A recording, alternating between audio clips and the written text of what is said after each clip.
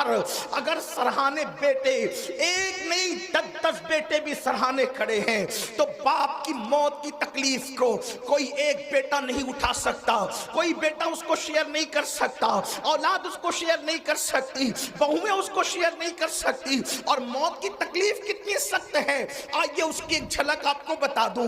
اپنے مسائل کا حل یاد رکھنا صرف تعویذات کے اندر نہیں ہے۔ تعویذات میں ڈوبنے والی میری سنی قوم سن لو، ہر مشکل کا علاج تعویذ نہیں ہے۔ تعویذات میں سحر اور جادو کا علاج تو ہو سکتا ہے، لیکن ہر مشکل کا علاج نہیں ہے، ہر مصیبت کا علاج نہیں ہے۔ تعویذات پر تکیہ کر کے بیٹھنے والی میری قوم، تیرے لیے تو اللہ کے رسول نے نسخہ کیمیا عطا کیا ہے۔ سن لو موت کی تکلیف کیا ہے۔ اللہ اکبر۔ صحابی رسول حضرت سیدنا عمرو ابن عاص رضی اللہ تعالیٰ عنہ ارشاد فرماتے ہیں، جس کو فقی ابو اللیث سمرقندی لکھتے ہیں، کیا لکھتے ہیں؟ اللہ اکبر، جب کوئی انسان دنیا سے جا رہا ہو، جب کسی کی روح نکل رہی ہو، جب کسی کو موت آ رہی ہو، اللہ اکبر، یہاں نیک اور بد کی تمیز نہیں ہے، یہ نیک اور گنہگار کی ابھی یہاں پر تفریق نہیں ہے، یا مطلقاً سب کے لیے بیان کیا جا رہا ہے۔ جب کوئی دنیا سے جاتا ہے، چاہے نیک ہو یا گنہگار، اس کے سینے پر ایسا بوجھ لگتا ہے، ایسا لگتا ہے کہ جیسے زمین اور آسمان کو اس کے سینے پہ رکھ دیا گیا ہو۔ اگر کسی کے سینے پر زمین اور آسمان رکھ دیا جائے تو اس وقت تو اس کو کتنی تکلیف ہوگی، اس وقت تو اس مرنے والے کو تکلیف ہوتی ہے۔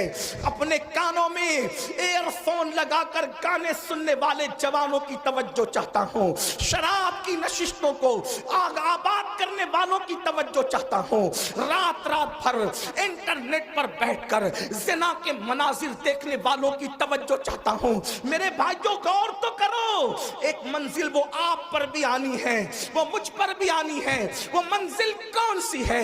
وہ موت کی منزل ہے، وہ گھاٹی موت کی گھاٹی ہے، مرنا سب کو ہے۔ اللہ اللہ، صحابی رسول حضرت عمرو ابن عاص رضی اللہ تعالیٰ عنہ کہتے ہیں، زمین اور آسمان اگر کسی کے سینے پہ سمیٹ کر رکھ دیا جائے تو اس وقت جو اس کی تکلیف ہوگی وہ تکلیف مرنے والے کو ہوتی ہے۔ ذرا تصور کرو، اگر گھر کا پنکھا سینے پہ گر جائے ہم برداشت نہیں کر سکتے، اللہ اکبر، سینے پہ پتھر لگ جائے ہم برداشت نہیں کر سکتے، ڈرائیونگ کرتے وقت اگر کار کی اسٹیئرنگ سینے پر آ جائے ہم برداشت نہیں کر سکتے۔ اللہ اکبر، وہ کیفیت آپ پر بھی آنے والی ہے، وہ کیفیت مجھ پر بھی آنے والی ہے۔ اندھیرا گھر، اکیلی جان، دم گھٹتا، دل اکتاتا، خدا کو یاد کر پیارے، وہ ساعت آنے والی ہے۔ اللہ اکبر، سینے پہ زمین اور آسمان کو رکھ دیا جائے تو وہ تکلیف نہ ہوگی، مرتے وقت وہ تکلیف ہوگی۔ اس کے بعد حضرت سیدنا عمرو ابن عاص رضی اللہ تعالیٰ فرماتے ہیں، اتنی سی پہ بس نہیں، جب مرنے والا سانس لیتا ہے تو اس کو ایسا لگتا ہے کہ جیسے وہ ناک کے سوراخ سے سانس نہیں لے رہا ہے، وہ ناک کے سوراخ سے سانس نہیں لے رہا ہے، اس کو ایسا تنگ کر دیا جاتا ہے ناک کے سوراخ کو، اس کو یوں لگتا ہے جیسے وہ سوئی کے ناکے سے سانس لے رہا ہے۔ اتنا تنگ کر دیا جاتا ہے، اتنا تنگ کر دیا جاتا ہے کہ یوں لگتا ہے کہ جیسے وہ سوئی کے ناکے سے سانس لے رہا ہے۔ میرے پیارے آقا صلی اللہ علیہ وآلہ وسلم کے پیارے دیوانوں، اسی پر بس نہیں، حضرت سیدنا عمرو ابن عاص فرماتے ہیں، اللہ اکبر،